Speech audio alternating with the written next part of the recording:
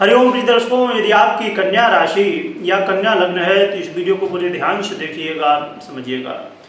इस वीडियो में हम समझने वाले हैं कि ये जो 31 मई 31 मई से क्या कुछ बड़ा होने वाला है आप जीवन में, क्योंकि ये जो तारीख है ये बहुत महत्वपूर्ण है।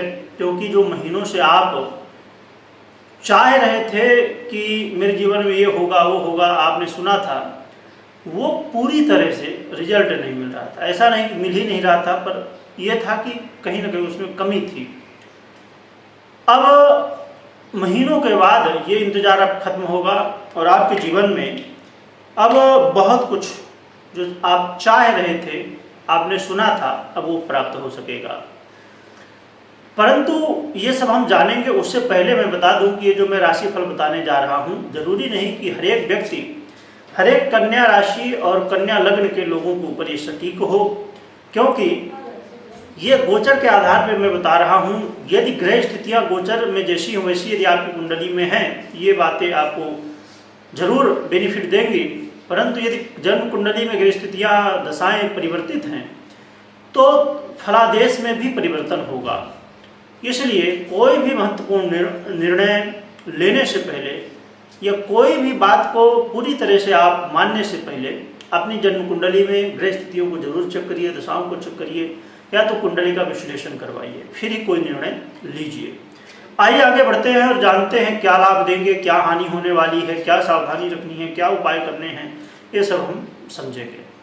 प्रिय दर्शकों, ये जो मई है 31 मई, ये बहुत महत्वपूर्ण क्यों है? क्योंकि 1 मई को देवगुरु बृहस्पति ने परिवर्तन किया था, मेष से वृषभ में आए थे और ये वृषभ राशि शुक्र की राशि है, इसमें ही गोचर कर रहे हैं।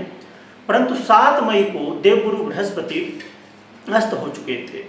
अब 31 मई की रात्रि 1 बजे 1 बज के कुछ मिनट, मैं मिनट इसलिए नहीं ले रहा हूँ क्योंकि हर एक प्रदेश में अलग अलग कुछ मिनटों का डिफरेंस होता है, तो आप अपने हिसाब से समझ सकते हैं। हम मोटा मोटा 1 बजे रात्रि में, यानी कि तारीख तो 1 लग जाएगी, फिर 1 जून लग जाएगा, परंतु 31 मई की रात्रि है, 31 मई की रात्रि है। तो इस समय देवगुरु बृहस्पति उदय अब हो जाएंगे।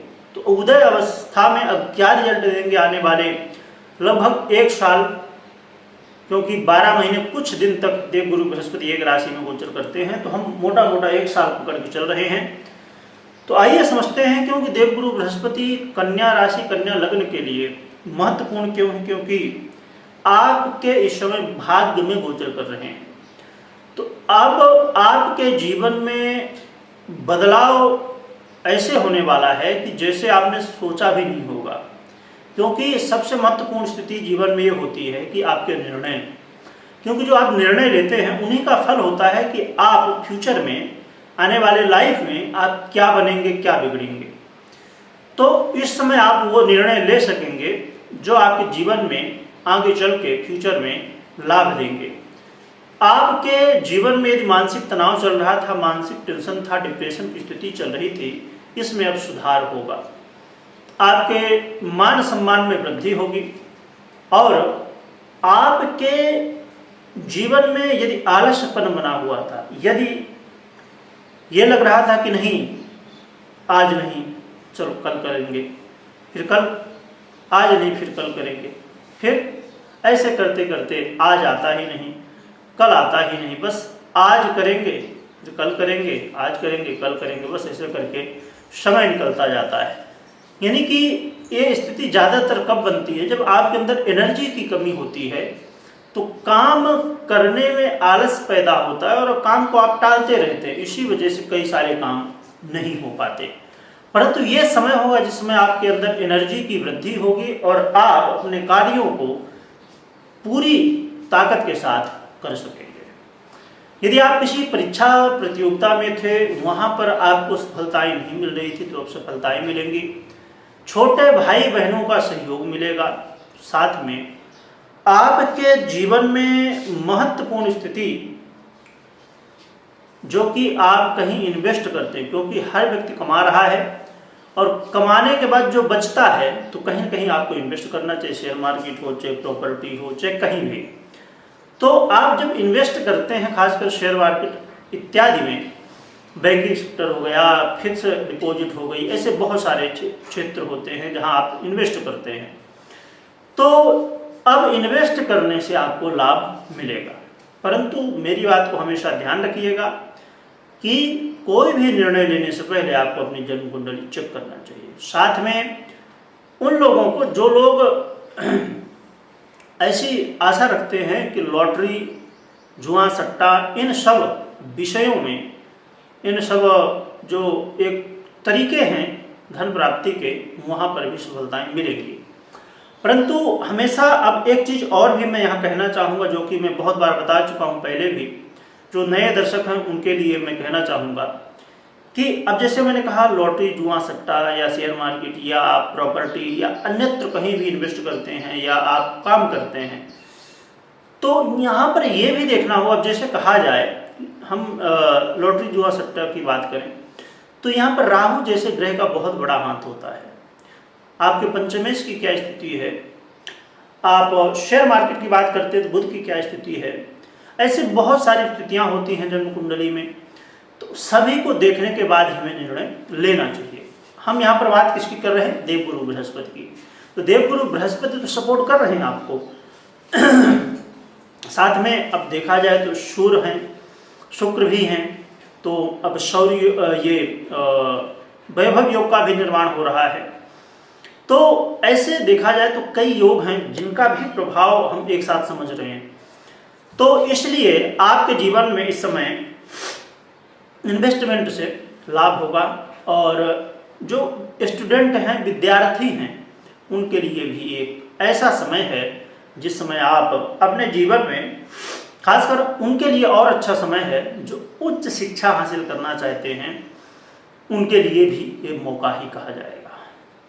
तो ये बहुत सारे लाभ आपको मिलने वाले हैं, और उनके लिए भी ये मौका है जो लोग संतान की प्लानिंग कर रहे हैं, उनके लिए भी बहुत अच्छा मौका है। तो प्रिय दर्शकों, ये बहुत सारे लाभ आपको देवगुरु बृहस्पति देने वाले हैं। परंतु मैं बता दूं कि जैसे अब कुछ लोग कह सकते हैं कि यदि आप भी कह रहे हैं कि अब लाभ मिलेंगे, तो क्या, जब हमने सुना होगा, जैसे आपने मेरे चैनल में भी और बहुत सारे चैनलों में भी जो देखे होंगे कि 1 मई से देवगुरु बृहस्पति राशि परिवर्तन कर रहे हैं तो आपको ऐसे ऐसे रिजल्ट मिलेंगे। तो क्या उस समय जो बताया गया वो सही नहीं था? सही था, बिल्कुल सही था। परंतु जब कोई ग्रह अस्त हो जाता है तो वो पूरी तरह से रिजल्ट नहीं दे पाता है। तो इसलिए इस बात को समझना होगा, और संभव है कि ये रिजल्ट मिलने में अभी जरूरी नहीं कि 31 मई से ही रिजल्ट मिल जाए, संभव महीने 2 महीने और भी लग जाए, क्योंकि जब कोई ग्रह आता है प्रिय दर्शकों तो थोड़ा समय लगता है, और जितना लंबे समय तक एक राशि में ग्रह रहता है उतना लंबा समय होता है रिजल्ट प्राप्ति का। तो प्रिय दर्शकों, इन बातों को आपको ध्यान में रखना चाहिए। साथ में आप कोई भी काम करते समय जल्दबाजी नहीं करना चाहिए, क्योंकि इससे देखा जाए तो ये देवगुरु बृहस्पति का जो उदय का प्रभाव है ये आपके लिए बहुत अच्छा है, परंतु आपके जो राशिश हैं, आपके लग्नेश हैं, वो देवगुरु बृहस्पति के शत्रु हैं। इसलिए ये परिवर्तन में आपको जल्दबाजी नहीं करना चाहिए। सबसे बात महत्वपूर्ण ये होगी कि निर्णय लेते समय आपको बहुत सोच समझ के निर्णय लेना चाहिए, और आपके जो शत्रु हैं, आपके जो कंपटीटर हैं, उनको भी समझ के और फिर आगे प्लानिंग करना सबसे अच्छा रहेगा। उपाय की हम बात करें तो उपाय के रूप में आप नित्य प्रति मंदिर जाएं, और यदि भगवान विष्णु का मंदिर या भगवान विष्णु के अवतार जो हैं जैसे राम कृष्ण, इनका मंदिर हो तो वहाँ पर जाएं और भगवान के दर्शन करें नित्य प्रति। और भगवान के दर्शन के साथ में वहीं पर बैठ के जो भी मंदिर में, जैसे अब राम मंदिर में जा रहे हैं तो राम राम का कम से कम 108 मंत्र यानी कि 1 माला जप करना चाहिए, और उसके बाद फिर आप जो है तो अपने घर आ सकते हैं। परंतु अब संभव है कुछ लोग ऐसी जगह में, जैसे कुछ लोग भारत के बाहर भी रहते हैं और मेरी बात होती रहती है, तो कई बार कई जगह संभव नहीं हो पाता, फिर आप अपने घर में ही जो है तो भगवान के सामने बैठ जाइए और एक माला कम से कम करिए, ज़्यादा से ज़्यादा जितना आप कर सकते हैं। कुछ बच्चे भी होते हैं जो कि बाहर रह पढ़ाई करें, उनके लिए भी समस्याएं, तो फिर ऐसी स्थिति में आप घर में ही कर सकते हैं।